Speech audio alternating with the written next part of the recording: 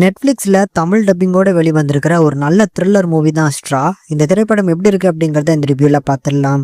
இதுல படத்தோட கதையை பொறுத்தளவுக்கு ஒரு சிங்கிள் பேரண்டா தன்னோட பொண்ணை கஷ்டப்பட்டு வளர்த்துட்டு இருக்கக்கூடிய நம்ம ஹீரோயின் இன்னைக்கு சம்பளம் வந்துச்சு அப்படின்னா எல்லாமே இன்னைக்கு இருக்கக்கூடிய கஷ்டங்கள் எல்லாமே தீந்துரும் அப்படின்னு நினைச்சு ஆசைப்படுறாங்க.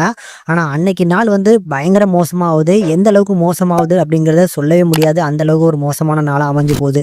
அப்படி அந்த நாள்ல ஒரு கட்டத்துல துப்பாக்கியோட பேங்குக்குள்ள போகக்கூடிய நம்ம ஹீரோயின் அந்த பேங்கை ஹைஜாக் பண்ணிட்டாங்கன்னு சொல்லி அந்த பேங்கை சுத்தி போலீஸ் சுத்து போடுறாங்க. இதுக்கப்புறம் இந்த கதையில என்னென்ன விஷயங்கள் நடக்குதுங்கிறதா ஒரு சுவாரஸ்யமான விஷயங்க. பயங்கர எமோஷனலான ஒரு நல்ல டிராமாட்டிக் திரைப்படம்ங்க. நல்லா நல்லா ஒரு காட்சி.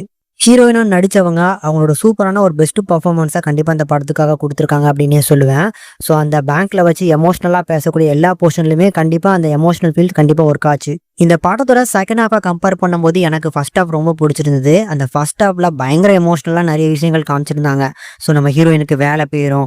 ஸோ அவங்களோட வீட்டில் இருந்து பார்த்தீங்கன்னா வீட்டு ஓனர் அந்த பொருட்கள் எல்லாத்தையுமே வெளியே போட்டுருவாங்க. தன்னோட பொண்ணையுமே பார்த்தீங்கன்னா ஸ்கூல்லேருந்து பறிச்சிருவாங்க.